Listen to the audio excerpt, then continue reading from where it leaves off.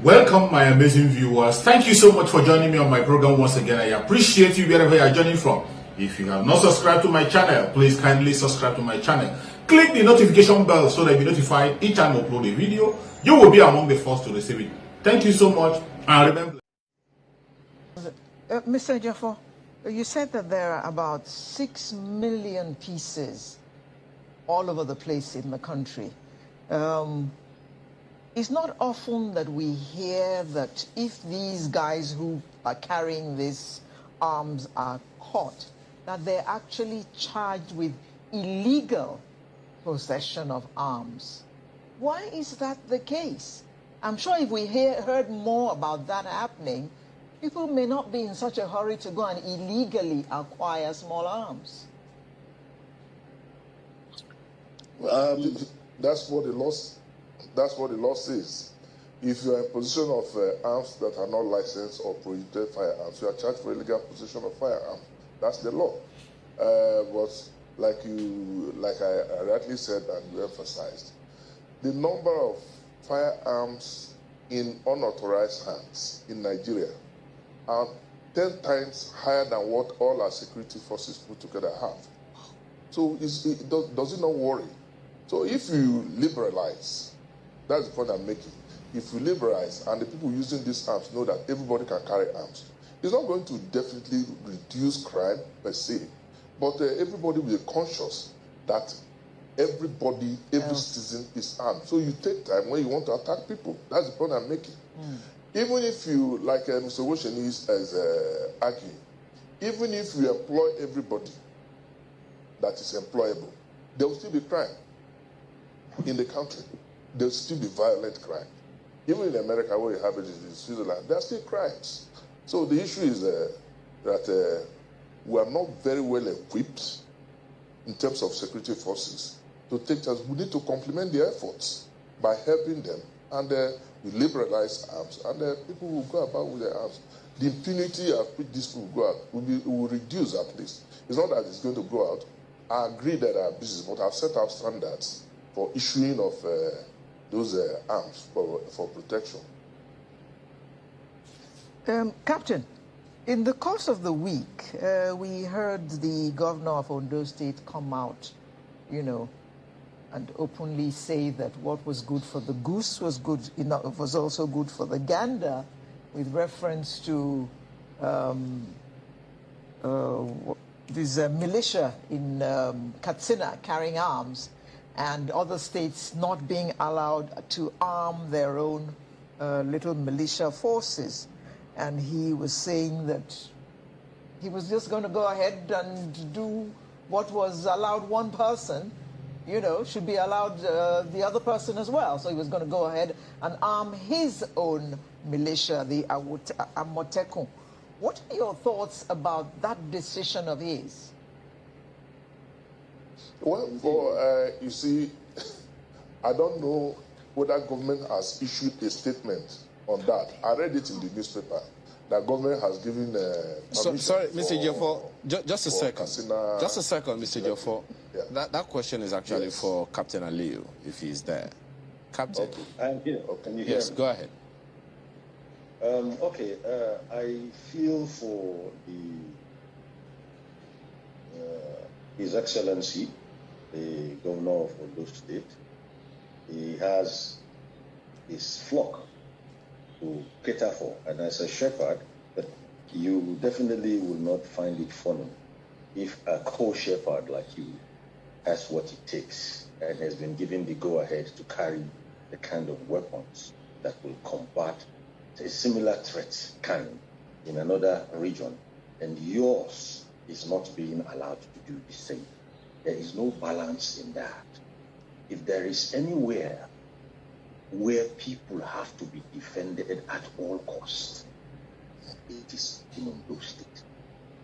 Let's not forget those poor children, those women who were massacred in that church. If anyone should get the right of preference on any waivers, on any leverages, on any, I don't know what incentives. If we had to turn our face and say, okay, despite the law, let some people enjoy this unusual, permission, I think Ondo should be top of that list, because those guys saw hell a few months ago.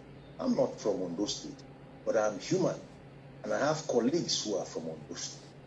I want to add to what our senior retired military police officer said. There is much our law enforcement agencies can do if only they too are upgraded. Yes, if they are optimally tasked and properly deployed and armed, they will do much for us. But then, for 200 million people, how many policemen do you think you have per one person? There's not enough policemen. And I'm telling you, I don't think the policemen have the arsenal. These jokers we call bandits, these jokers we call terrorists, and whatever their names are. Why? So why is it that when it comes to giving those who should have the legitimacy of state the go ahead to do what they have to do, we develop cold feet? When it comes to saying, okay, let the citizens fend for themselves, we develop cold feet. But then, those that are non-state actors, those that are even people who have no respect for the state, are having a field day and doing as they so please. They've moved beyond double-barrel guns. They've moved beyond automatic weapons. They've gone to anti-aircraft weapons. They've even graduated to bombs. Bombs that can blow bridges apart. If you know what a bridge is, and the charge that is required for a bomb to take that mass of concrete down. You understand what I'm saying? So it becomes worrisome. His Excellency Governor Akeredolu has a very cogent case. He has a very cogent case, and if he is not giving what he wants, then you are pushing him to the extreme end of desperation, where he just becomes as desperate as the threat. And if we don't want that to happen, my Yoruba brother will tell you, we're laughing, we're. That is what we also call mutually assured destruction. When you arm up and that person knows that you have just as much capability to destroy him as he does you, then you see what you call a balance of peace. Okay. Well, Mr. Woshini, I don't know if you would like to react to that question as well. Very quickly. Yes. I'm not too sure. And I won't imagine that any non-state actors in any part of this country have been authorized to carry happens. What is good for the goose is good for the gander. But I must also quickly mention something. My brother Captain Umar mentioned it, and Mr. Ejef also mentioned it. Yes, we've always been talking of the number of policemen to citizens. Somehow, I used to think that it is not even about the number. It is about the tools that you perform. When it comes to enforcement and policing this country, people always talk of only the police. It is because that the security agencies are not working together. If you had everyone that carries out the work of law enforcement, that is the police, the civil defense, the DSS, the military that are deployed for internal security operations, the immigration, all those units, the figure, if you aggregate the figure, you wouldn't actually say that Nigeria is on the police somehow. It is for the government that controls these institutions to live up to their responsibilities and provide for them. If we talk of proliferation of firearms, that is to say that as the criminals upgrade using RPG, using dynamite, The citizens will also be upgraded in terms of upgrade the tools, upgrade the arsenals of the security agencies, and let them work together. When you do that, we can solve most of the problems we have. They are still not working together. That's, I would say.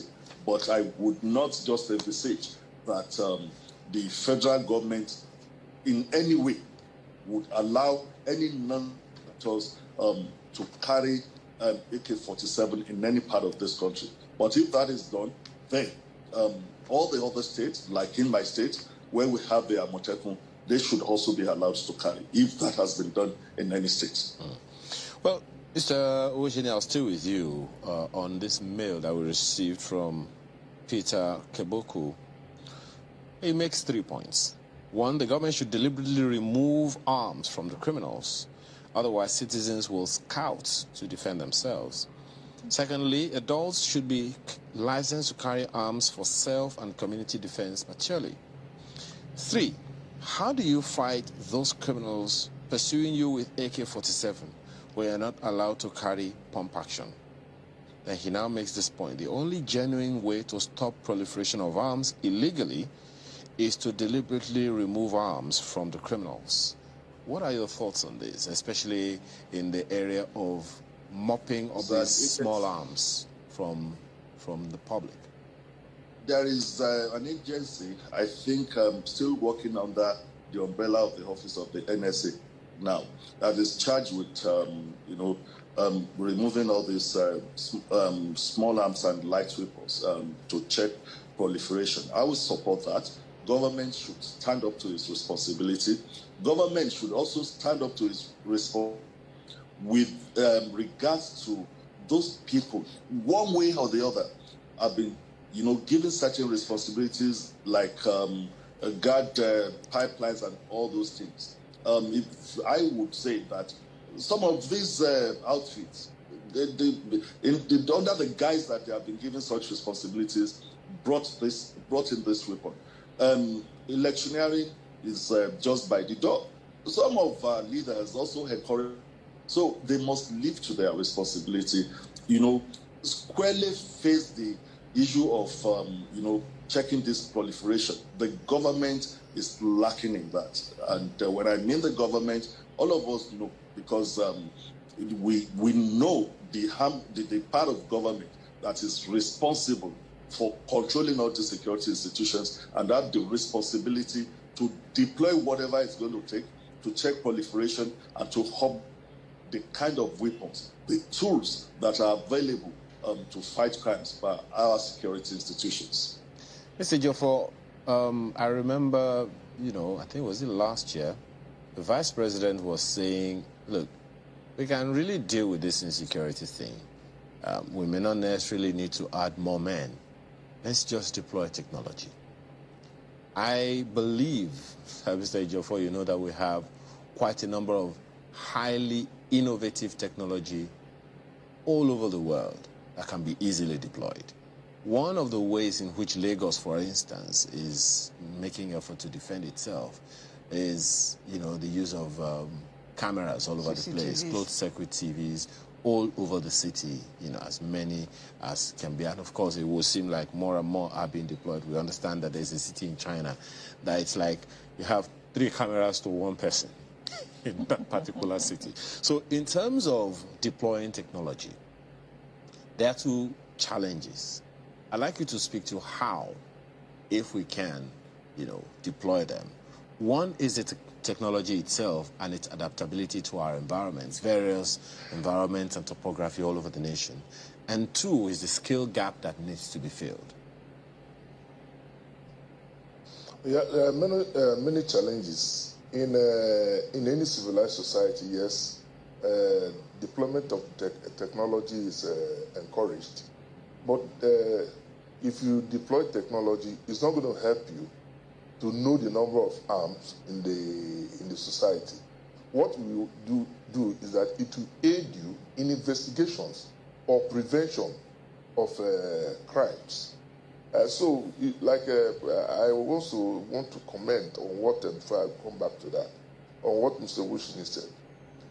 Police will continue to be called because police is the statutory body charged with maintenance of internal security. When the United Nations was releasing its statistics, he said one policeman to 400 citizens. What's our ratio? We have less than 400,000 policemen. We have over 200 million. So how do you equate this? The point we're trying to make now is that, if we must check the imbalance, it's not going to be easy. It's going to be very difficult to mop up all the arms in the society. So in the interim, we can adopt, in addition to technology, which will help us in investigation and prevention of crimes, we can adopt this issue of, because I just want to comment on what you earlier said about the arming of the vigilante in Katsina State, or the outfit in Katsina State. I don't believe that story. And I'm surprised that government has not issued a statement to confirm or refute that allegation. Because I look at it as an allegation.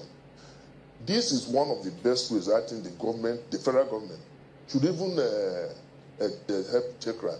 Allow all these former established outfits, security outfits like Amotekun and virtually all states have their own vigilante and security outfit. Allow them to carry these prohibited firearms.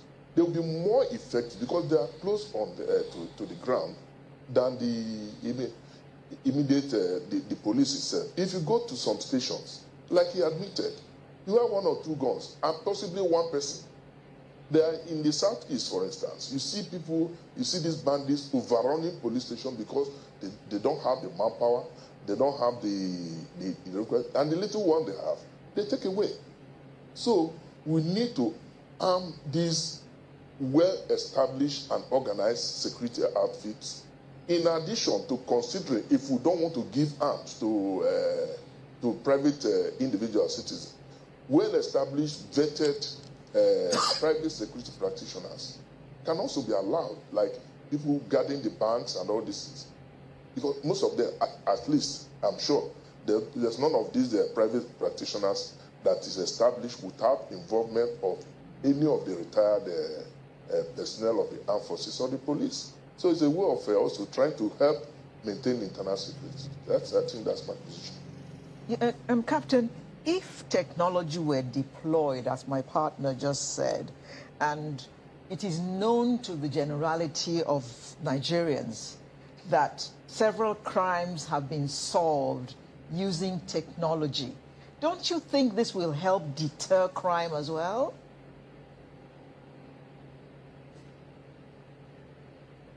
Captain, are you there? Can you hear me? Yeah, we can hear you now, yes. Yes, of course. There is no bigger deterrence to crime like that one big eye in the sky. When you have it in your subconscious that 24/7, something, someone, somewhere is looking at you. Okay? We see it when we travel out of this country. The moment you land at certain airports, something about you changes. You don't do things the way you would have done them at home. The reason is because there is this subconscious that runs across all the nooks and crannies of our country today, that I can do what I like, nothing will happen because no one is watching. But if we had that subconscious realization through the use of technology, that someone is watching, and it doesn't matter when you do it, you could be seen to have done it next tomorrow, they're still going to come after you. I mean, let me give you a mild example of that, and it happened some hours or some nights ago when a policewoman was beaten black and blue. You saw what that device in people's hands did, and it went viral. That's the advantage of technology for fighting crime. And the reason why anybody will do that to our police officer is because of logistics and equipment problems or challenges. police has lost its majesty, its reckoning amongst people. That's why they maltreat our officers that way. Will you beat a kidnapper like that? Will you try it? Will you try a bandit like that? Will you try it? So we've come to that stage where we either deploy these things as in technology and begin to put the fear of crime, not even God, the fear of crime now in people, or else we'll continue to run circles around these problems, which are actually not supposed to be a problem. Mr. Osheni, you want to speak to that as well, the deployment of technology? I'm actually concerned about not just the deployment of it, but the skills or the skill gap that needs to be filled in terms of deployment of technology. You may also want to speak to or respond to Mr. Ejiofor's comment that, look, at the end of the day, the police comes first. I agree with you. It is easy to say the police comes first. The police has the primacy in internal security. But the government and the people that say that, and other colleagues in uniform, do we allow that? Yes, we can say that police somehow, because of one thing or the other, lost that primacy because the police has been deliberately what they're supposed to give it to them, say to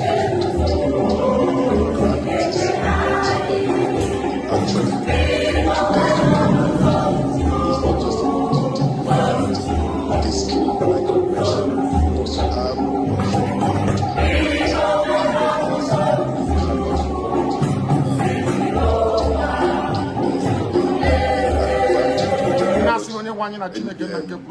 at all. Solving crime problems. Subconsciousness. You won't do certain things because you are being watched 24 hours. And the same thing, if we are able to really invest seriously in that. Welcome, my amazing viewers. Thank you so much for joining me on my program once again. I appreciate you wherever you are joining from. If you have not subscribed to my channel, please kindly subscribe to my channel. Click the notification bell so that you'll be notified each time I upload a video. You will be among the first to receive it. Thank you so much, and remember, if you are joining me from Africa, Asia, Europe, America, Australia, or any part of the world, I thank you very much for your contribution. Please, each time you watch my video, go to the comment section and put down your comments.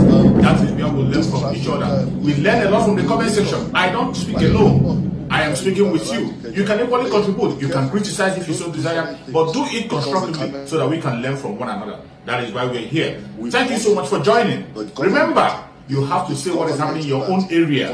Whatever happens, if you see something, say something. Don't be silent. We cannot allow the conventional media to continue to change the narratives. We cannot allow the conventional media to continue to play down the situation. We continue to bring the situation the way it is and say it straight the way it is without hating anybody. We are not preaching hate speech. We are not talking down anybody. We say leave and let's leave. And for those who say we will not leave, just like the Fulani gentlemen have said, they will not leave either. Zero figure of crime. Nowhere. It is not possible.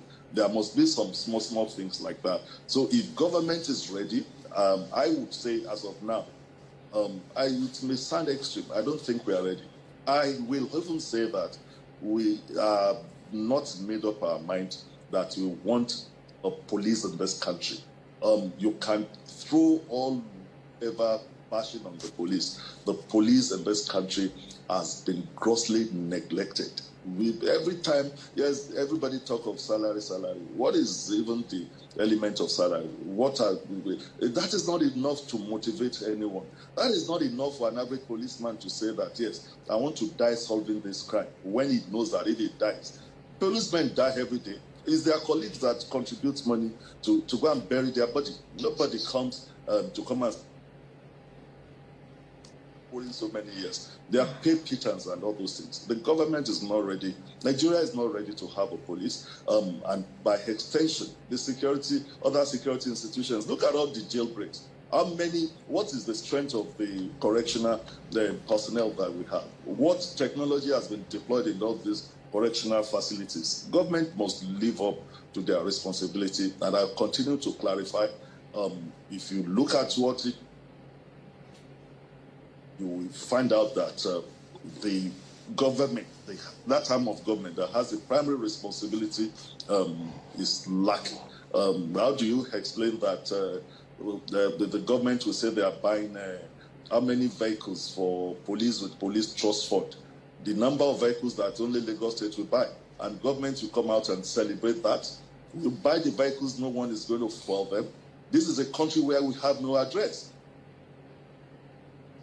We don't have address in this country. If you want to pursue a criminal, the motorable roads are not there. In all those countries we're talking about, there are maps that will lead you to places. Here, if they make a distress call, to get there is a problem.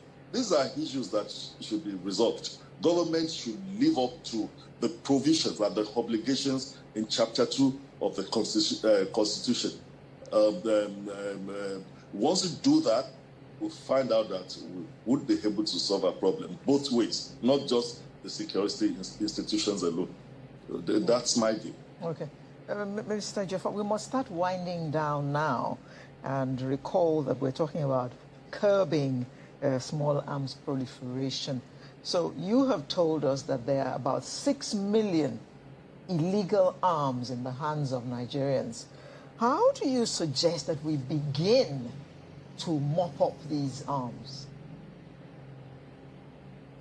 Yeah, before I answer that question, on this issue of deployment of technology, you recall that over $450 million or thereabout was deployed for cameras in Abuja. Where are they now? Are they working? Go to the Kuje Correctional Facility, the last jailbreak. There were no cameras there. So you don't put something on nothing. These things must be budgeted for. Are they budgeted for? On the police, the present government told us they will be recruiting 10,000 policemen every year. Has that been done? And people are retiring. People are being killed. There's a problem between the police management and the Police Service Commission in terms of that has stalled this process.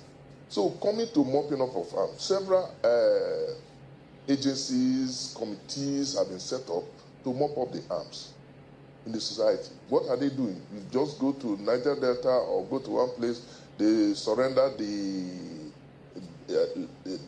old arms they are using and keep this one. And they are pressed. They go and display to the press. They've recovered arms and all this. And people who are not authorized to carry arms are carrying arms everywhere. So we need to look not only setting up these committees, presidential committees on arms and light weapons, we also need to look at our borders to control them. Let more not come in before we now start talking of mopping up the ones inside. The challenges are too many. Captain,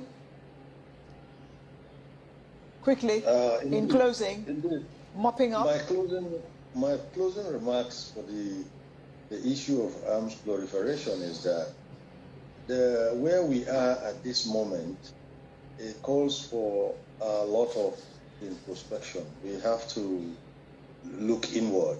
We have to tell ourselves some truths, particularly as it affects our citizens and our law enforcement agencies, because whether we like it or not, it's up to them, the law enforcement agencies, to protect the citizens. And if government really wants to make a headway of this, we must ensure that those who keep the law are actually able, willing, and ready to do it. There must be what they require to deliver results. They can't give what they do not have. And if they don't do that, then the citizens will start resorting to self-help. Self-help, okay. Thank you very much, Captain Umar Aliyu, a security consultant who joined us via Zoom from Ibadan. We also had another security consultant, Mr. Mike Ejiofor, who joined us from our studio in Abuja. And we had the special advisor to the Oyo State Governor on security matters, Mr. Fatayo Wushini, who joined us from Ibadan as well. Thank you very much, gentlemen, for coming to examine this very important issue with us this morning. And thank you for staying with us. Sunrise will be back in just a moment. Thank you so much for your patience to watch from the beginning to the end. I hope you have learned something from the video you have just watched. The video you have just watched is to bring information to your doorstep and for educational purpose. It is not to demonize anybody. Let us watch continuously and see who can be able to make a sense out of every nonsense we are seeing. We must continue. We move. It doesn't matter what they do. It doesn't matter what they say. They will kill us. We will kill them. At the end of the day, Biafra is here. Thank you for watching. If you have not subscribed to the channel, please kindly subscribe to the channel. Click the notification bell so that you're notified each time I upload a video. You will be among the first to receive it. Thank you and remain blessed. Bye-bye. See you again.